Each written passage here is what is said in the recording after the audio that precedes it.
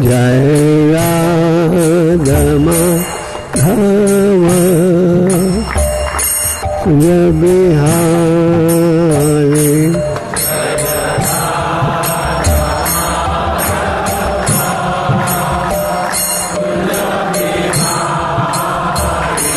Jai Radha Madhava Bihari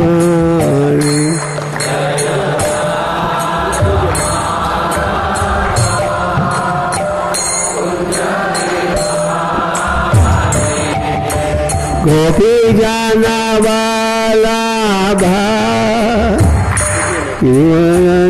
Giridhari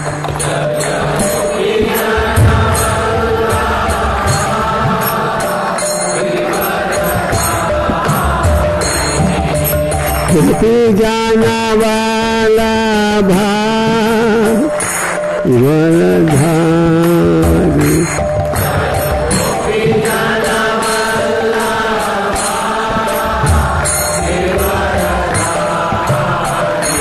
Jai Radha Madhava Bihari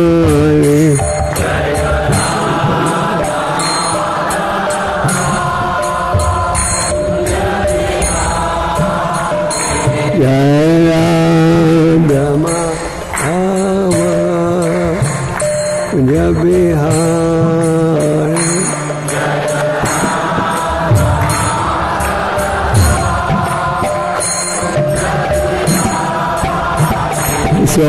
Sodanandana Braja Jana Ranjana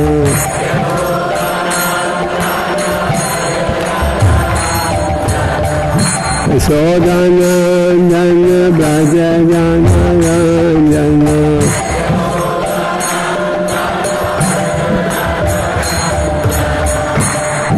Jannatira Vanachari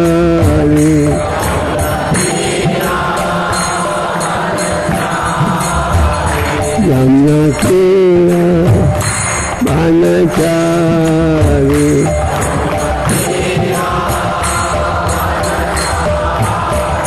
Jai Radha Madhava Bihari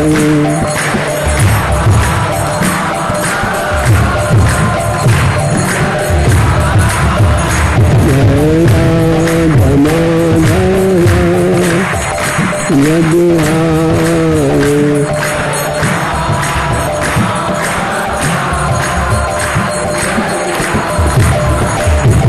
Gopi Jana Vallabha Giridhari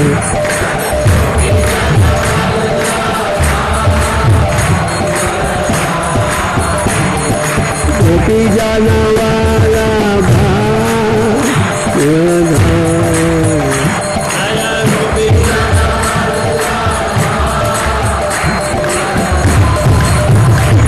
Sodanandana Braja Jana Ranjana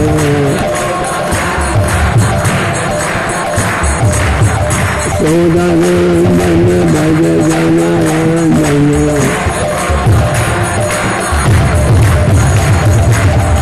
Jannatira Vanachari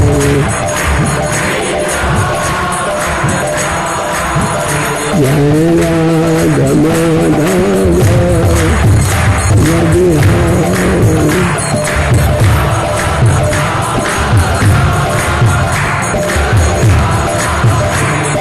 Gopi Jana Vallabha Giridhari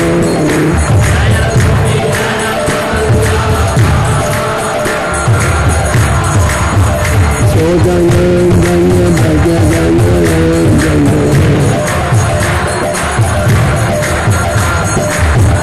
Jannatira Vanachari Jai Radha Madhava Bihari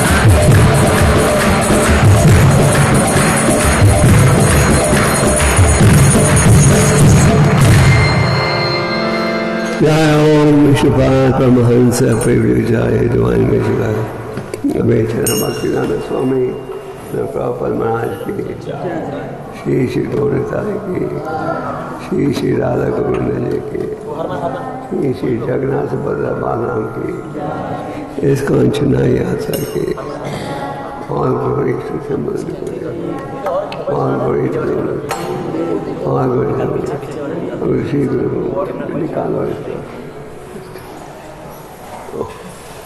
blue Krishna, slowly other Krishna, slowly other Krishna need to count.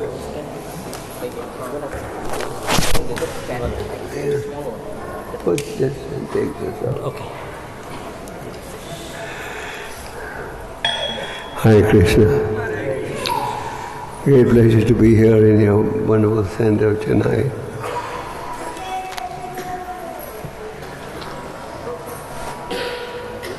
Fold कर देता हूँ ऐसा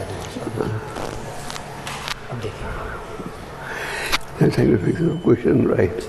And you can say it straight. Okay. Om Namo Bhagavate Vasudevaya. Om Namo Bhagavate Vasudevaya. Om Namo Bhagavate Vasudevaya. I believe we are reading text 12, 13 and 14. The text 14 is on the board because text 12 and 13 have no purport. Starting from 12. The words on the board is Te Vijetya Nirvan Veera Ajaru Digvaya Ojasa Ajata Satve Bhuri Dhavina Nirpa Yakshate Te Ujitya Nirnamira Te Ujitya Nirpamira Yaro Digva Ojasa Ajata Satve Bhuri Dhavinam Nirpayakshate Te Ujitya Nirpamira Yaro Digvya Ojasa Ajata Satve Bhuri Dhavinam Nirpayakshate Devitya Nirpamira Yaro Digvya Ojasa Yada Satve Bhuri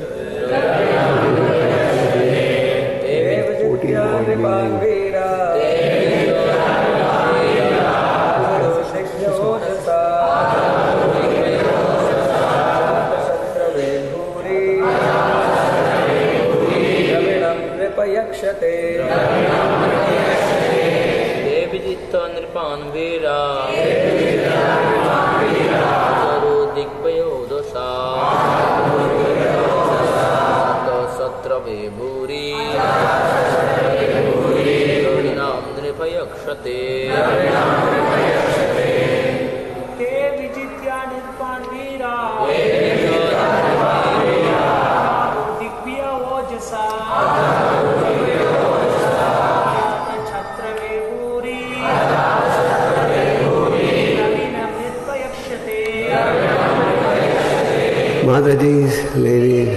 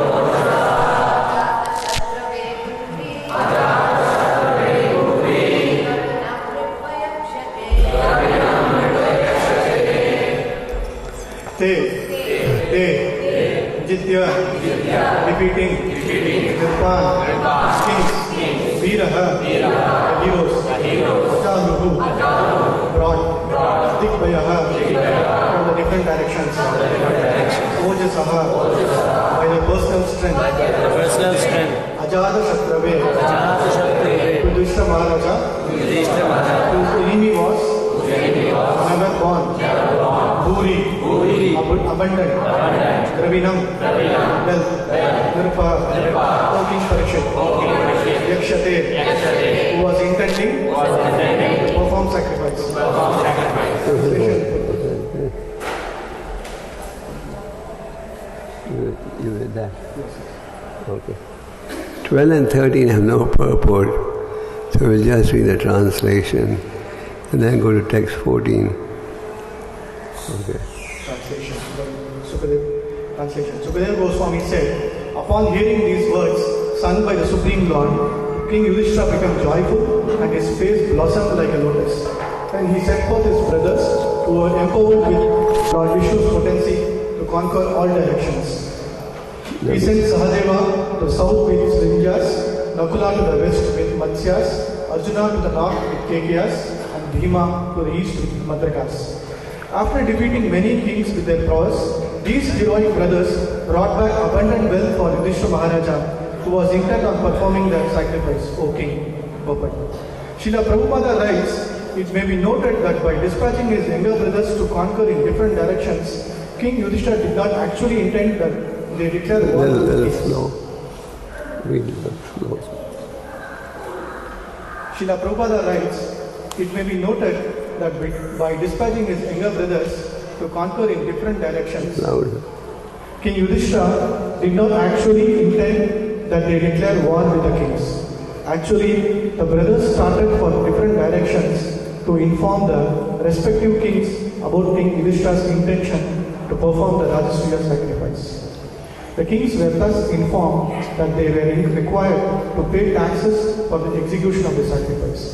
This payment of taxes to Emperor Yudhishthira meant that the king accepted his subjugation before him. In case of a king's refusal to act accordingly, there was certainly a fight. Thus, by their influence and strength, the brothers conquered all the kings in different directions, and they were able to bring in sufficient taxes and presentations. These were brought before King Yudhishthira by his brothers. Om Jnana Jnanam Jana Shalakya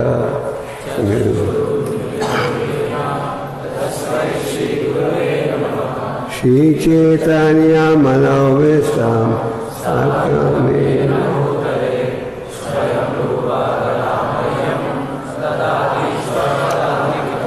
Jai Shri Krishna Chaitanya Prabhu Nityananda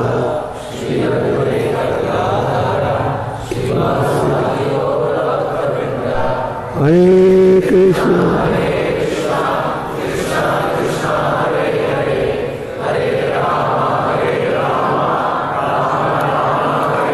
Dev Nityananda Panvira Ajaru Digvasa Ojasa Ritana Satana Bhuri Davinam Nirpa Yakshade.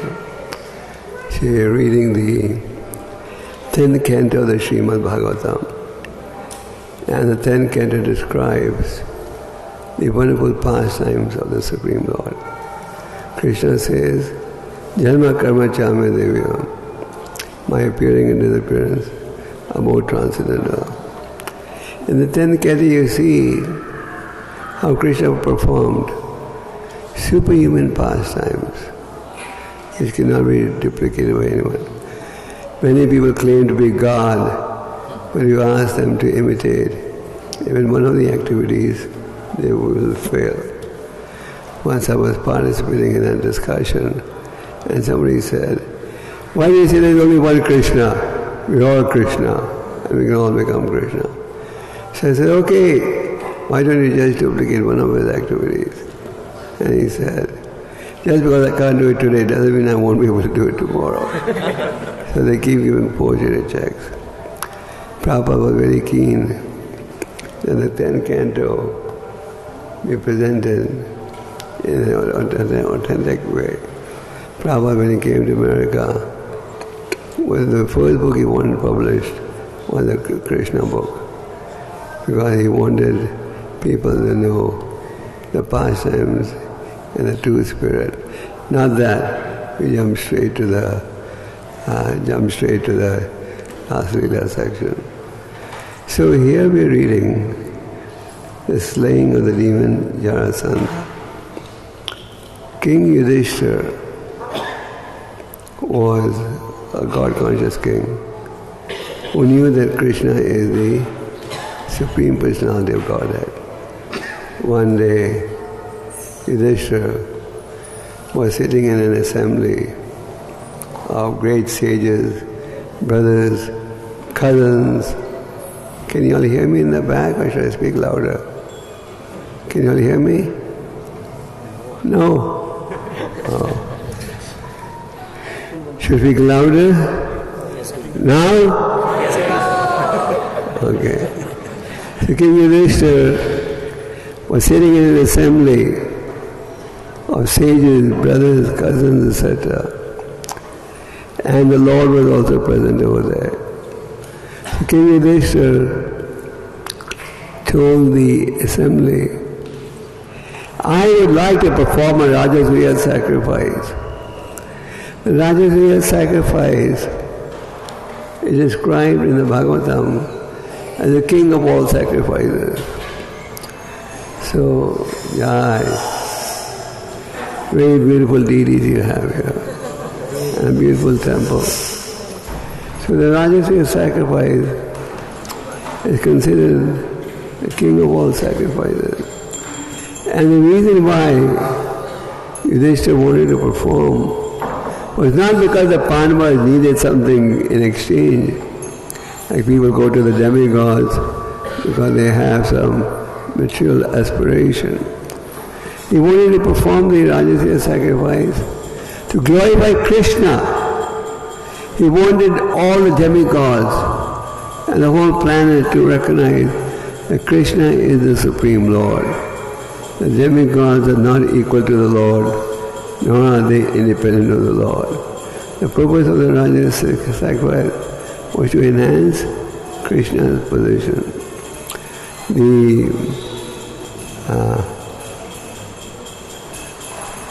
King Yudhishthira, King Yudhishthira praised the Supreme Lord, glorified the Supreme Lord with very sweet language. And he wanted to perform the Rajasuya sacrifice so that we could establish with that sacrifice that Krishna is the Supreme Personality of Godhead. He wanted the world to recognize that there's a difference between the results somebody who surrenders to the Lord will get and somebody who doesn't surrender to the Lord will get. In other words, the purpose of the Rajasuya sacrifice was what? To please the Supreme Personality of Godhead. And the members of King Yudhishthira's family, they had no material aspiration. They were fully content. They were fully surrendered to Krishna. Even before the battle of Kurukshetra, when the two sides had a choice, and Duryodhana selected Krishna's army and soldiers, the Pandavas said, we just want Krishna.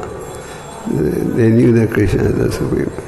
So Krishna heard Yudhishthira's plan, and he heard Yudhishthira's vision.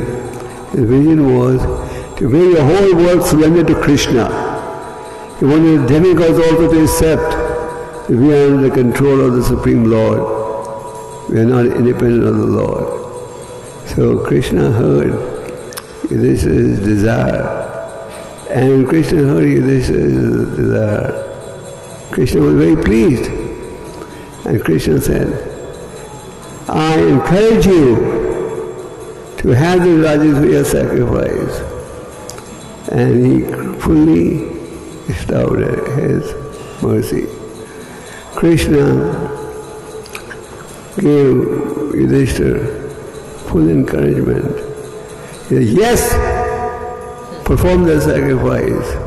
And Yudhishthira said, yes, I'll perform the sacrifice, but I need your encouragement.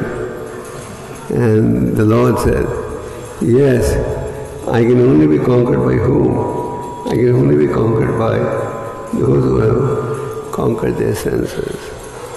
Krishna explains in these verses that I can only be conquered. He says, you Yudhishthira have conquered me because you are engaging your senses constantly in serving me. Therefore I am conquered by you. And I can only be conquered by one who uses his senses in service to me.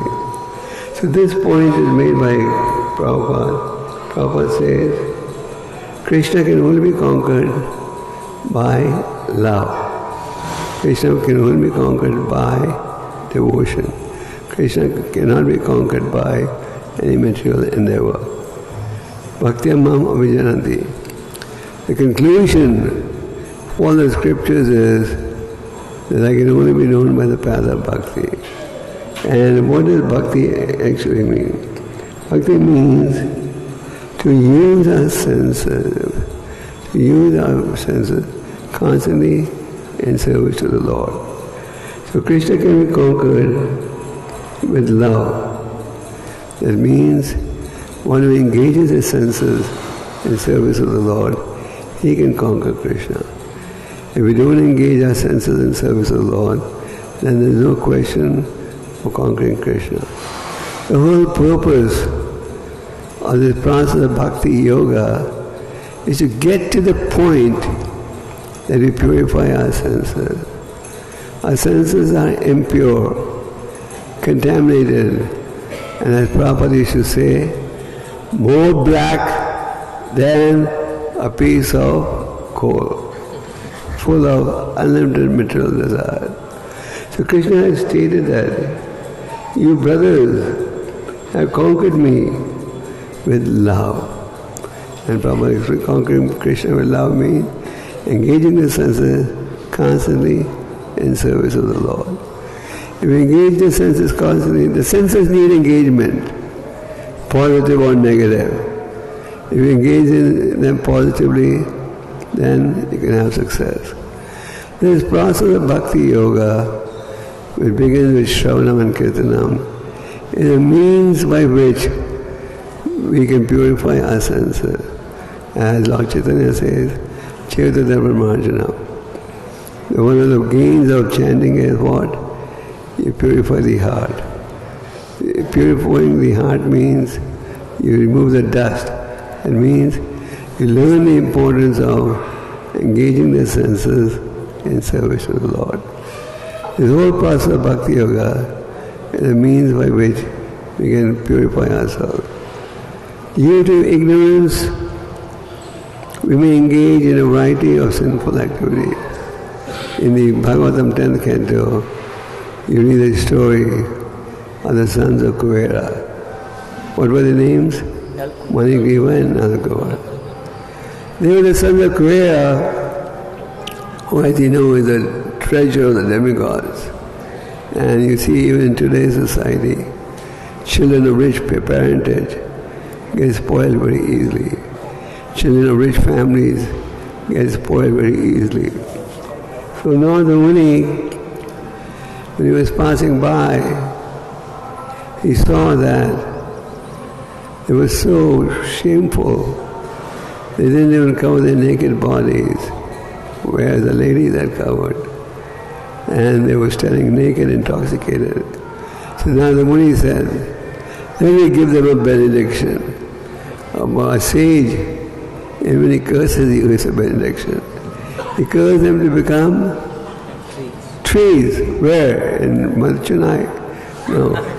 In the courtyard of Nand Maharaj. But along with that, he gave them a benediction that at the end of 100 years, you will be able to have an audience with the Lord. So they became trees. Krishna remembered, my devotee Nada has given them this benediction. So at the end of the 100-year period, Krishna was tied to the mortar. He pulled the mortar between the two trees. Trees came falling. Out came the two sons. The two sons initially glorified Nada, but his blessing had made them and put them in a position where they could see the Lord. And then they said, from now onwards, may our eyes always see your beautiful form. May our tongue always glorify you. May our ears constantly engage in hearing your glory. May our legs constantly walk to the temple of the Lord. The point is, at one point they were in ignorance. And when they were in ignorance, they were intoxicated, disrespectful to a sage like Nada. But now that they've come up and realized spiritual knowledge, they recognize that the correct utilization of the senses is in service to the Lord. So Krishna makes it very clear that I can only be controlled by the power of love. I can only be controlled by one who has controlled his senses. First step, you control your senses. And second step, then Krishna will agree to become under your control. But if you can't control your senses, if you're a slave of your senses, don't expect you can control Krishna. Krishna emphasizes love many times. Patram puspam phalam toyam yome bhaktya prayajale. If you approach me with devotion and love, then I will accept. Even if you give me a leaf as an offering. He made it so simple. Krishna doesn't say, you have to give me something very opulent. He's even ready to accept love, a leaf. So, Yudhishthira Maharaj was very pleased when Krishna gave his support. Krishna said, yes, Yudhishthira, go and perform the sacrifice. And he encouraged Yudhishthira. So once the Lord encourages, what more do you want? So Yudhishthira was ready to perform the sacrifice. So Yudhishthira wanted to perform the sacrifice just to establish the supremacy of Krishna. No other purpose. The purpose of the sacrifice was that all the demigods, all the kings on the planet, they should recognize that Krishna is the supreme. There is no one superior to Krishna. That is the desire of the devotee to always aspire to glorify Krishna. That's devotion. And we always want to glorify Krishna. And we want to see Krishna glorified. The demigods sometimes get illusioned. Sometimes get illusioned and they think we are equal to the Lord or independent of the Lord. Even Indra, in the famous Govardhan pastime, Indra felt offended when he saw the yajna had been stopped by the young Krishna, and Indra wanted to retaliate. But then what happened? He retaliated, but he lost. He recognized Krishna's, eventually lifted the Govardhan hill like an umbrella to protect the citizens of Braj. So, Krishna is the Supreme Personality of Godhead. Ishvara, Parama, Krishna. Sachidananda Vigraha, Anadhirada Govinda, Sarva Karna Karna. The scriptures make it clear that Krishna is the cause of all causes. Ekala Ishwar Krishna Arsabhritaya. Krishna is the only master and all others are subordinate. So in illusion, the demigods also get bewildered. The demigods also begin to think, we are equal to the Lord. And in the 10th canto, you see so many stories where the demigods are saved by the Supreme Lord. So, Yudhishthira Maharaj was very encouraged by Krishna telling him, go ahead and perform the sacrifice. So Amrish Maharaj, Yudhishthira Maharaj, what did he do? He sent his brothers to different corners of the globe. Some he sent to the north, some he sent to the south, some he sent to the east, some he sent to the west. And these brothers were going from kingdom to kingdom, telling the kings, King Yudhishthira is going to perform a Rajasuya. King Yudhishthira is going to perform a Rajasuya sacrifice. We want your support. And the kings, if they supported, that meant they accept King Yudhishthira, they accept allegiance to King Yudhishthira. And allegiance to the king meant surrender to Krishna. So each of the brothers went in different directions, and they said, Yudhishthira is performing a Rajasuya sacrifice, we want you to pay some taxes. Just like you have taxes now, you had taxes at that time too. And anyone who gave his share of, gave the taxes, that meant he accepts Krishna as the Supreme, and that meant he owes his allegiance to Krishna. He accepts allegiance to Yudhishthira Maharaj. So the brothers went in all the different directions, and as the verse explains, the verse explaining that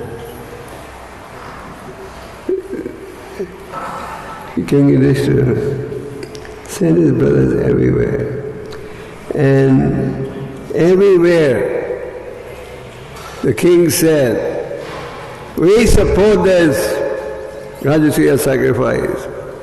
Yes, take these taxes. In other words, they gave their allegiance to King Yudhishthira and the Supreme Personality of Godhead. And the brothers, they went in a different direction, and they came back with a lot of wealth to do the Rajasuya sacrifice.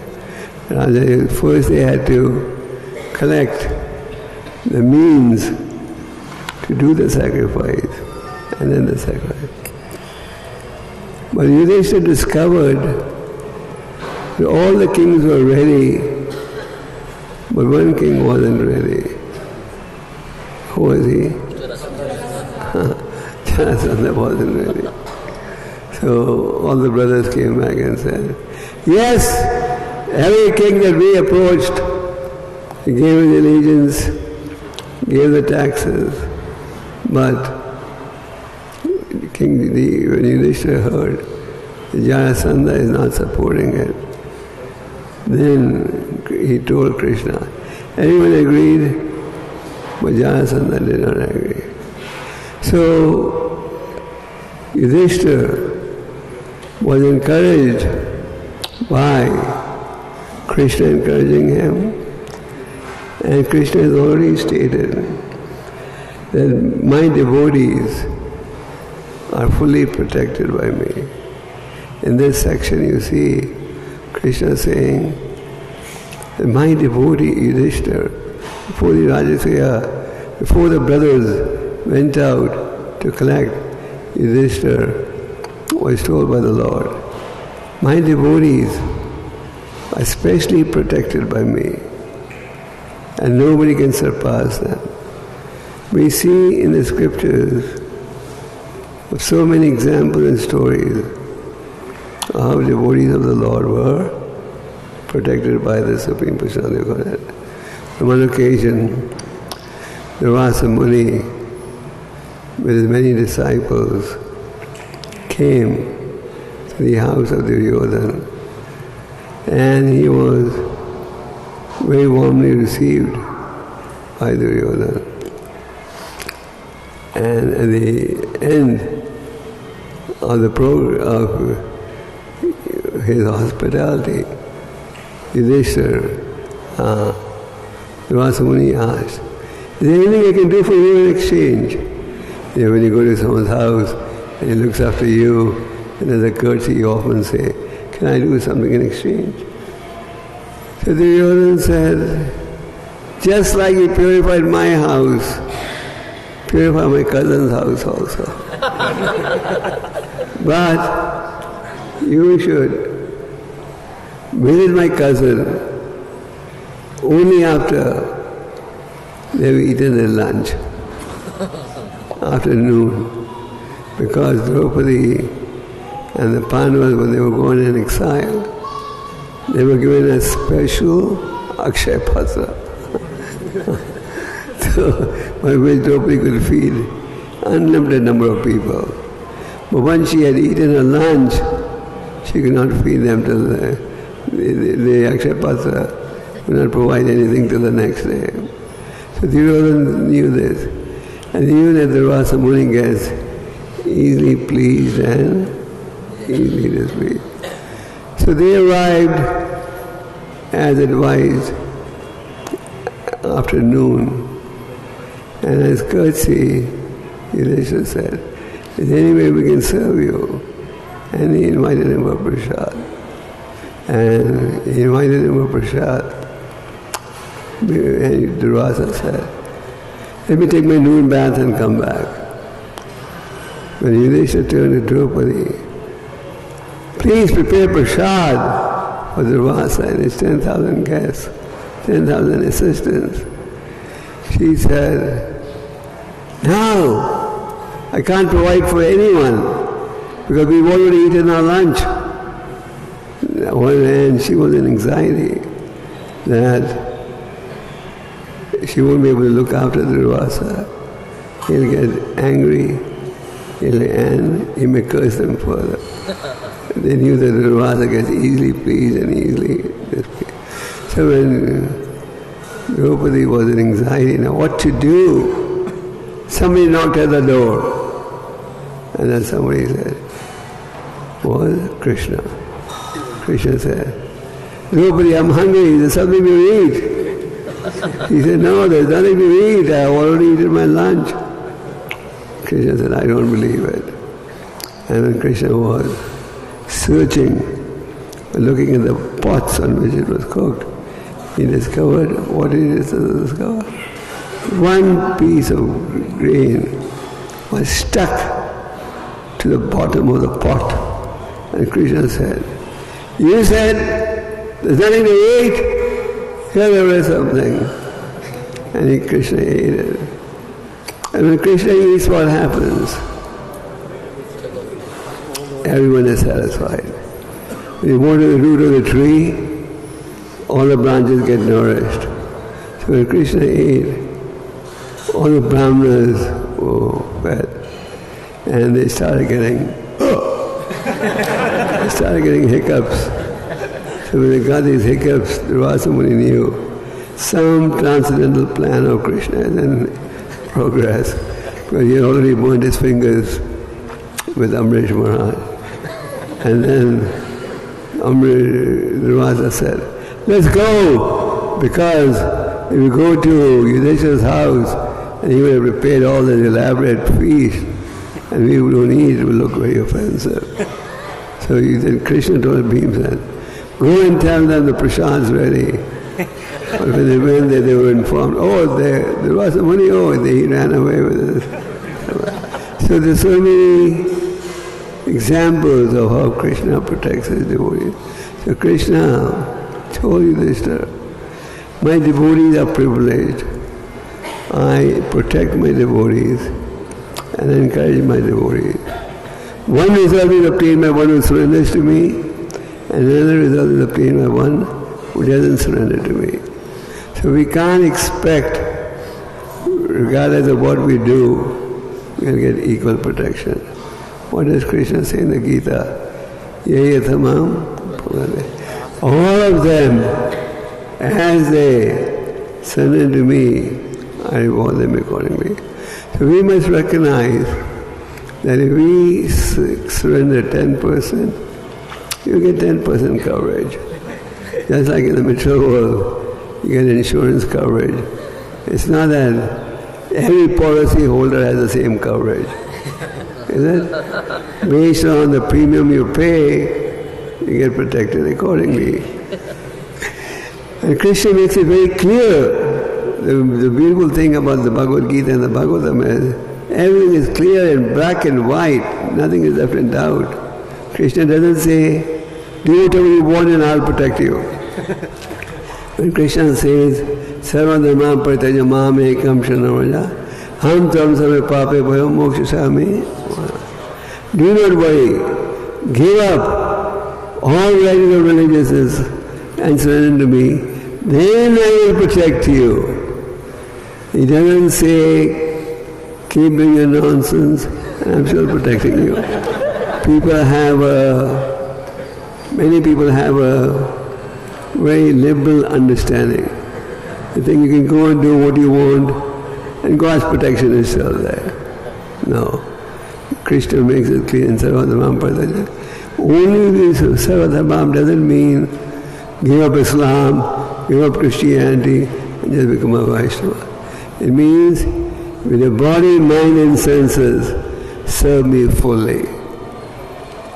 Then I will protect you, do not worry. And Krishna says in the 18th chapter, Manmana Bhava Mad Bhakto Madhyajivan Namaskaro Manmavashi Satyam De Pratijane. Think of me, bow down to me, offer homage unto me, work for me. Then I will protect you. So Krishna makes it very clear. And Krishna told Yudhishthira, yes, you must understand that one result is obtained by those who surrender to me, and another result is obtained by one who doesn't surrender to me. So, Jarasandha refused to pay the taxes. Jarasandha was a very strong warrior. And so, when Yudhishthira heard that Jarasandha is refusing to pay taxes, that means he didn't accept Krishna's supremacy. He didn't want the Rajasuya sacrifice to take place, which was essentially just to glorify Krishna. So Jarasandha didn't want that sacrifice to take place. So he told Bhimsen. Bhimsen came towards his direction. Tell me, I'm not going to pay the taxes. So Yudhishthira also remembered that Uddhava had revealed a weakness in Jarasandha's body. Jarasandha was born from two separate mothers in two pieces. And when he was born in two pieces, so I said, born in two pieces, no value. He threw him out in the jungle. And there was a lady called Jara. She had a unique This is hard to imagine with a conditioned mind. Yeah, she found the two pieces and she knew how to glue it together. And she put it together and gave it to Jasanda's father. So Uddhava had told this weakness in Jasanda. So when Yudhishthira heard that Jasanda is refusing to pay allegiance, then Krishna, along with Arjuna and Bhimsen, three of them disguised themselves as Brahmanas and went to Jarasanda's palace. Jarasandha was very generous, especially toward the Brahmanas. He would never say no to any request from Brahmana. He was very generous. So, and he had specific appointment time when the Brahmanas could approach him. So Krishna and Bhimsen and Arjuna, they approached him disguised as Brahmanas, and they went to the king's palace. The king greeted them nicely, and he just started staring at them. If you met someone before, and you meet that somebody again, sometimes you pause for a second. Where did I meet you? Does that happen? Okay. So, Jarasandha saw Krishna, Bhima and Arjuna, and he also saw that on his shoulders there was some marking. You know, when you carry a bow all the time, or an arrow, you carry anything, even if you wear a wristwatch all the time, when you take it out, there's a marking left, isn't it? So these Kshatriyas had come disguised as Brahmanas, and Jarasandha, when he was talking to these Brahmanas, he could see these people don't look Brahmanas. Their voice is very commanding, a Kshatriya. Oh, yes, our Kshatriya speaks with a very commanding voice. So, Jarasandha could see their voice is very commanding, very authoritative. And Jarasandha could see, he saw some markings on their shoulders, because they would always carry bows and arrows. Jarasandha concluded, these are not Kshatriyas, these are not Brahmanas, they are Kshatriyas. But he was happy that they are Kshatriyas, but they have stooped to the level, they are disguising themselves to present, to come in front of him. So Jarasandha said, haven't we met before? You don't look like Brahmanas. Did we meet in Draupadi Swayam or? And then Krishna said, yes, we have come to fight with you. So please fight with us.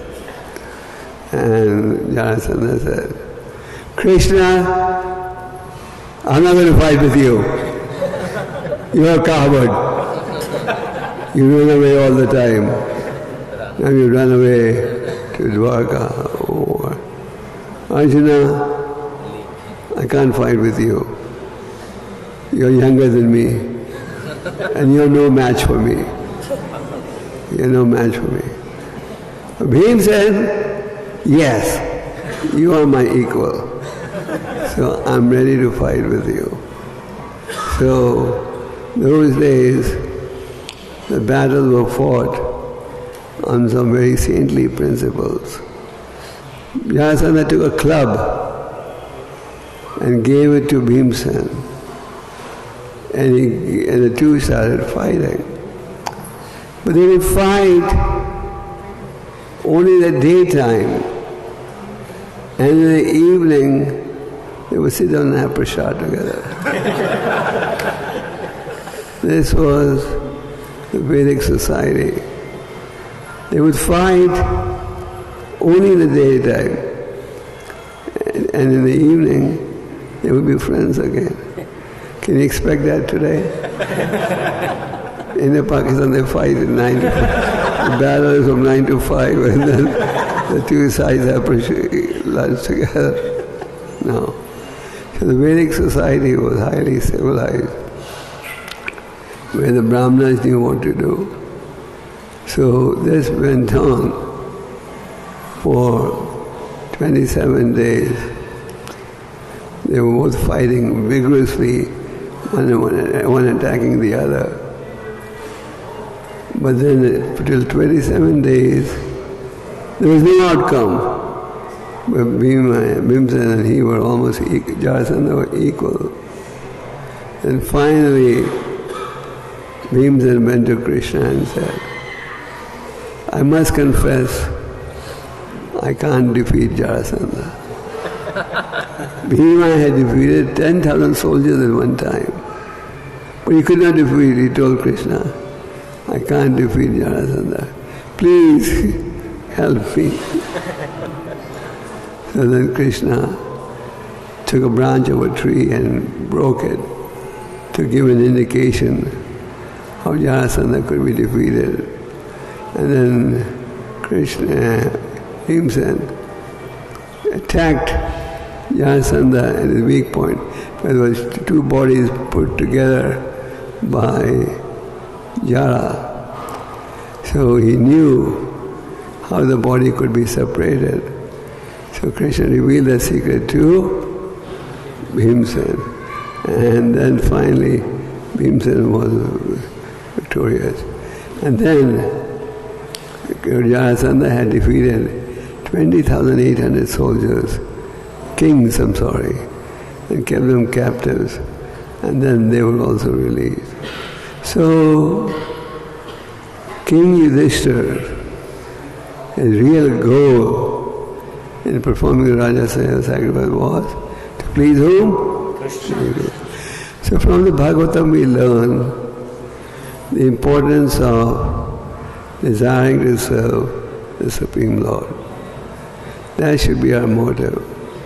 What's good for Krishna consciousness we accept. Chaitanya Mahaprabhu was explaining to Sanatana Goswami or the process of devotional service. And he gave 6 factors which are crucial for surrendering to the Lord. We often say, yes, I want to surrender to the Lord. But how do you actually surrender to the Lord? So what did Chaitanya Mahaprabhu say? Anukulena Krishna. Accept what is favorable for spiritual advancement. So our guiding spirit should be what is favorable, I'm ready to accept. And reject what is unfavorable. Rupa Goswami says, my dear friend, whatever price you have to pay the price, but become Krishna conscious. Don't give up Krishna conscious. To become Krishna conscious, we do have to sacrifice. What do you have to sacrifice?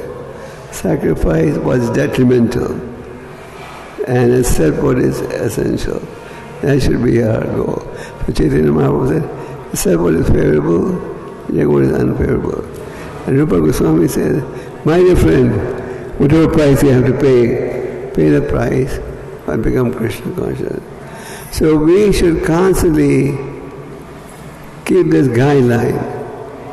What is conducive for my spiritual advancement, I will accept. Chanting the holy name attentively, studying the books, staying in devotee association is very important. Especially staying in devotee association. Chaitanya Mahaprabhu gave Sadhu Sangha the top priority when he was addressing Sanatana Goswami. This is revealed in many examples in the scripture. Dhruva Maharaj was offered by the Lord any benediction Limit is that. Dhruva underwent great austerities. So the Lord said, Dhruva, ask me for anything you want. And what did Dhruva say?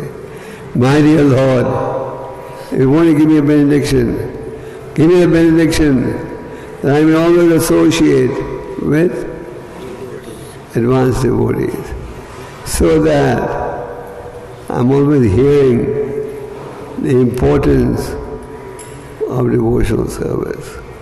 That is the desire of a devotee. In the third canto, you read about Devahuti asking her son. She knew who her son was. She said, "You are my transcendental eye. You are the axe by which you can cut the tree of entanglement. Please describe to me, how can I free myself from all these miseries of life?" And the son said, "Mother, your question is very glorious." And the son said, "Transfer your attachment to the transcendentalist. If you get attached to the transcendentalist, that will open the doors of liberation.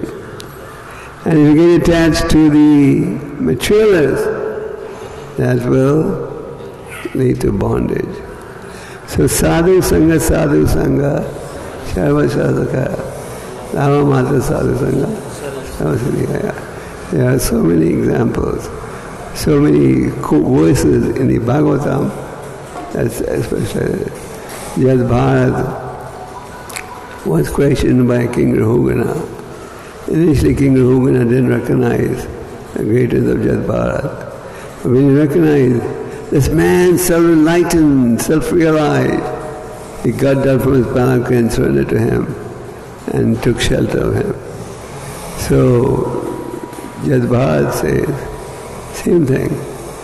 Associate with advanced devotees, because this association will give you knowledge about Shravanam and Kirtanam.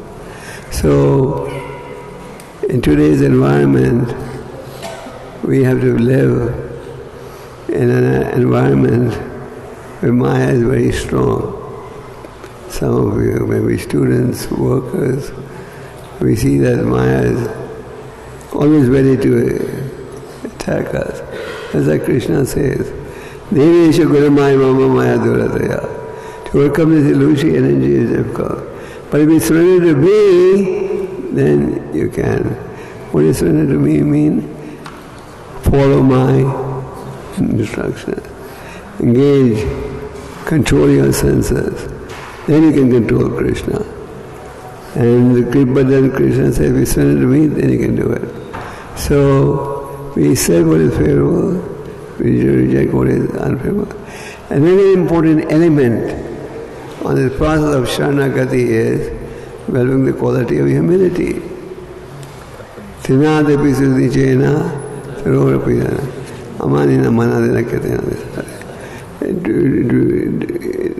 Practicing humility in your behavior. Tinadapi suddhichena. More tolerant than a tree. More humble than a blade of grass. Ready to offer all respect to others without expecting anything in return. So, if we stay in regular devotee association, concentrate on activities that are auspicious, reject activities that are detrimental, we will be able to purify ourselves. And this chanting of the holy name cleanses the heart, and it gives you ananda buddhi, gives you real pleasure. You have a choice, material pleasure or spiritual pleasure. And if you practice spirituality, you get real pleasure. That's like Lord Rishabdev says, Tapo Devam Puttagayena Sattvam. My sons, please perform austerities for the pleasure of the Lord. And someone may say, what do I get in exchange? He said, unending spiritual happiness. So we have to have guarantee. We have to be assured that if we execute this process of devotional service as given to us by Srila Prabhupada and our previous acharyas, then this is the safest path to please the Lord. Krishna doesn't say don't act. He says act for my pleasure.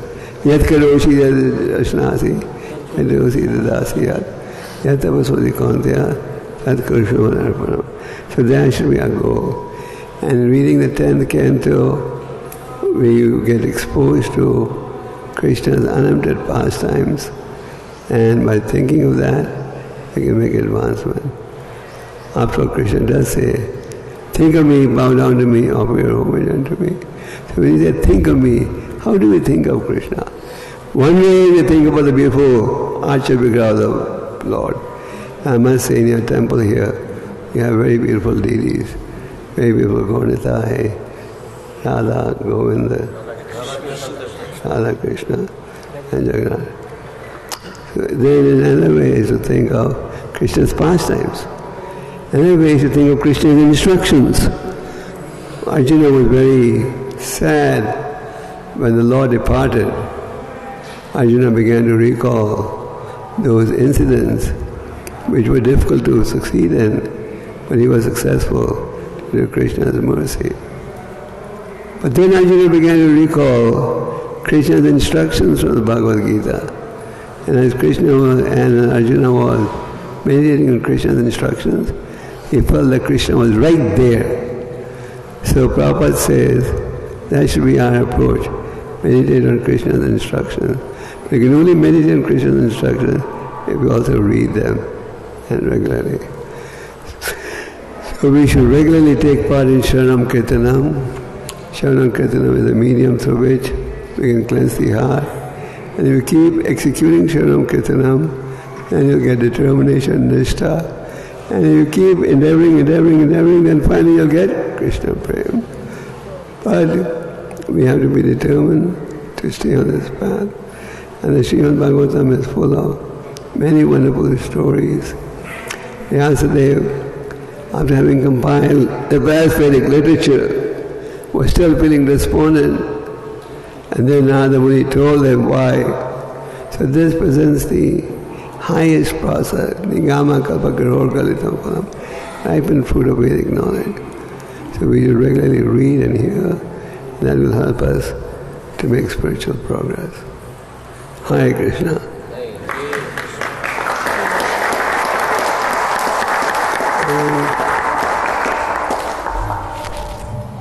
Any questions?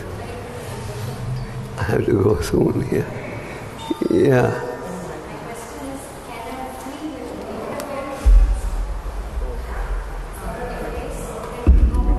I'm sorry.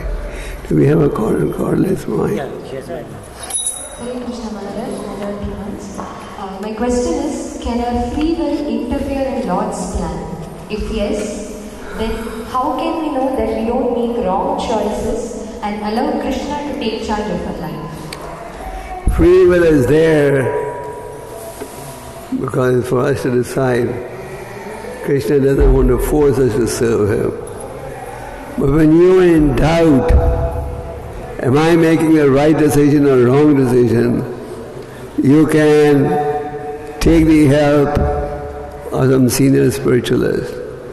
When it comes to association, there are 3 levels of association we can have. Associate with those who are more advanced, equally advanced, less advanced. So when you associate with those who are more advanced, you can ask them, can I do this way or should I do this way? When in doubt, take help to clarify. Okay? Okay. Any other question? Yeah. Thank you so much for such a wonderful class. So many wonderful pastimes you elaborated. Not many. Hare Krishna. Yes. Thank you so much, Maharaj, for such a wonderful class. So many wonderful pastimes you taught us and so many lessons. Question I have is, as you find in this pastime also that Krishna is taking so much of trouble to put Yudhishthira Maharaj on the throne.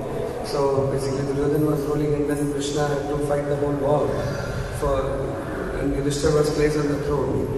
So seeing that the importance of a devotee king should be ruling. And as you said, if he is ruling, then such an arrangement like Rajasvi Yajna for glorification of Krishna can take place. So similarly, is it that we also understand that the governments who are actually ruling, for example today, so does it also make a difference on Krishna conscious movement? Because we also find that how much endeavor you put to actually also cultivate such kind of people to bring them to at least favorable for Krishna consciousness. I don't think in today's environment you can expect too many miracles. I'm a practical man. I don't think in today's environment, if we increase our preaching, you'll get Yudhishthira Maharajas. I'm just being frank. But we should certainly try. And we are trying. And some people are, just like our Italian division has produced the biggest religious book in the world, bigger than anything in the Quran or the Bible. And that book had just landed in Delhi. And the Prime Minister, when I met him 2 months ago, he agreed to inaugurate that book.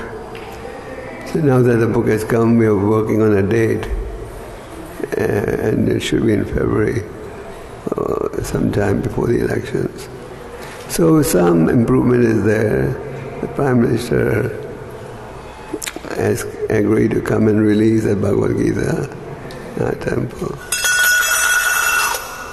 But I don't think you can expect even the same Prime Minister to be any match to Yudhishthira.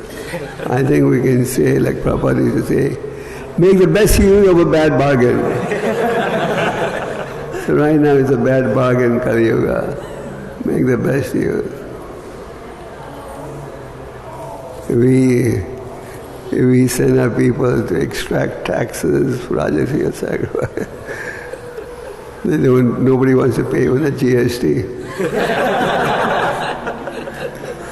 So I don't think you can expect. But we should keep trying.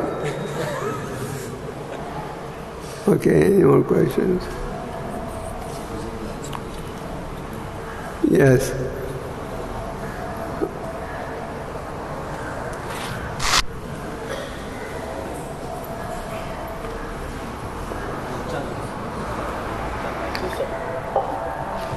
Speak louder. Krishna, I would like to know what happens to the ego of the person who surrenders to Krishna. What happens to the ego? Of the person who surrenders to Krishna. What happens to the ego of the person who surrenders to Krishna? Real ego is recognizing I am servant of God. Jivere Sarupaya Krishna Nityadat. False ego is I don't need to surrender, I know what's best for me. So your false ego becomes real ego, that's all. Just like we made a point in the lecture and Lord Krishna says, I can really be controlled by one who controls his senses. Krishna makes it very clear. When you control me, first control your senses. Then you can control me. Krishna told Yudhishthira, you have conquered me because you have controlled your senses. So Krishna doesn't say don't act, but he says act for my pleasure. Yad karoshi. So ego will be there, either positive or negative. Okay. Okay, any more?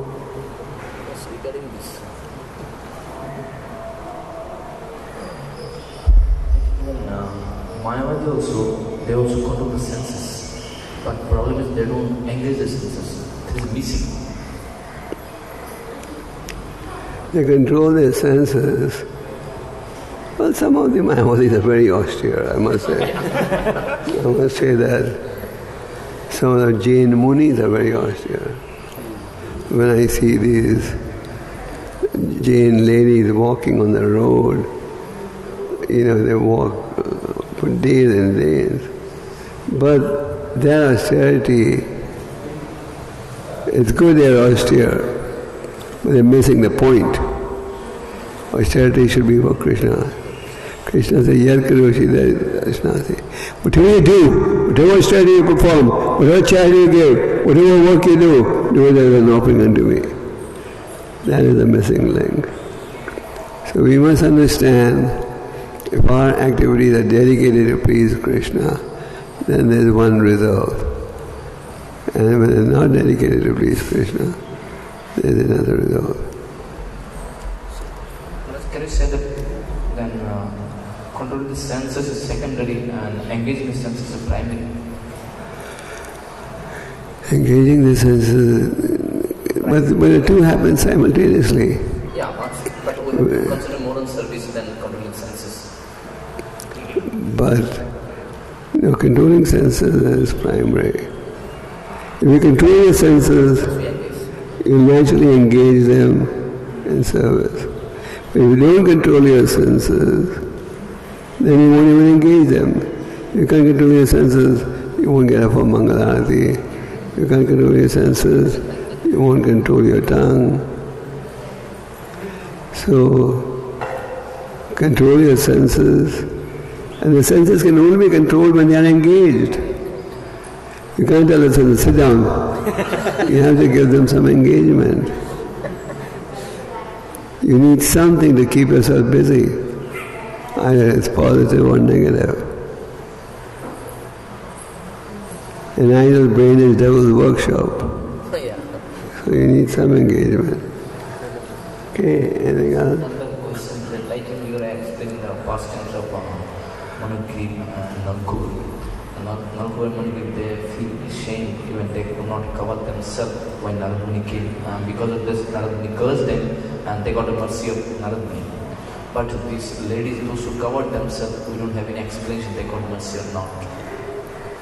Of course they got mercy. They were more attentive than the men were.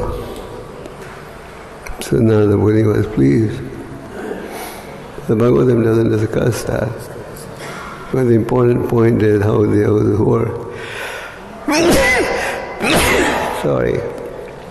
the important point is how those who misbehaved, how they got purified. They got purified by associating with Narada Muni. And then they associated with the Lord. He pulled down the two huge trees. Okay, any more?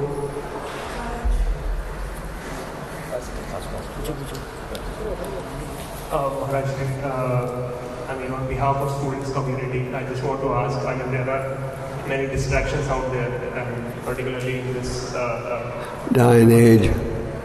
Yeah.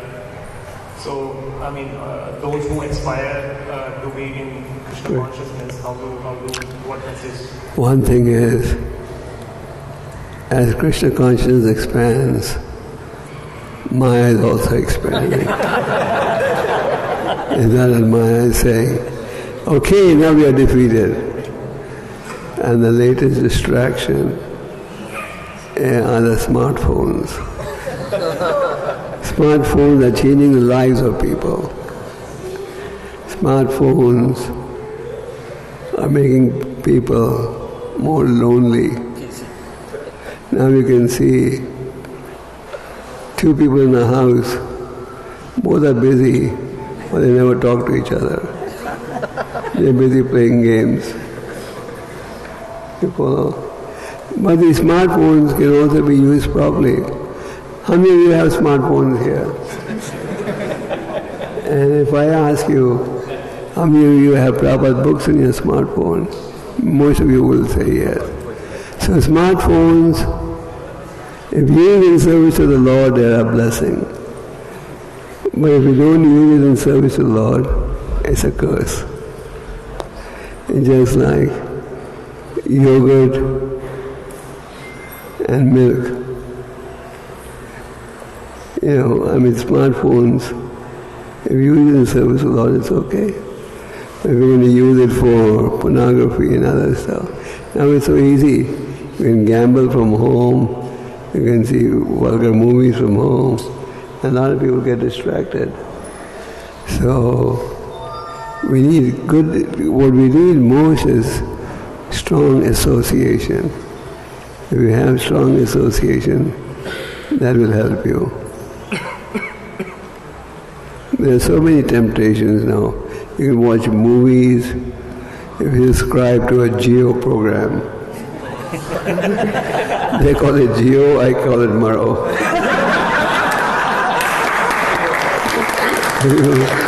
If you want to buy a Geo program, you have access to 1 crore songs. How many movies? 1,000 movies. Now they have Disney World over there, they have everything there. So it's I was told this, I don't know how true it is. A few years ago, in Bihar, the high school results were very disappointing. So the government did a study. Why did all of a sudden so many people fail in the high school exam? And they found most of them were watching movies on Geo. So they're making it so attractive now.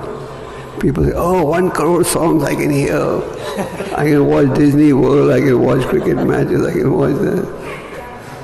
So sense enjoyment is becoming easier and cheaper. Am I right? Previously to see a movie, you had to buy a ticket for 100 rupees or whatever. Now you don't have to buy any ticket. You can watch your movie at home. Sense enjoyment is becoming easier, isn't it? It's accessible. Previously, the theaters are going bankrupt because now nobody likes going to the movie hall. They can watch all the movies on their cell phone. First it was the television, but you can't carry the television everywhere. Television is immobile, but the cell phones are mobile. They go with your pocket everywhere. Very often I walk on the plane and if you see people in a bus, everyone's on the cell phone. I read a report recently that said that Indians spend more time playing games on the smartphone than any other community in the world. So that's your enemy number 1. So that's why I tell people, when you do your japa, keep your smartphones away. These days when people get up in the morning, the first thing they want to do is see how many missed calls there are. And if they don't have any missed calls, they say, nobody's remembering me. That's a fact.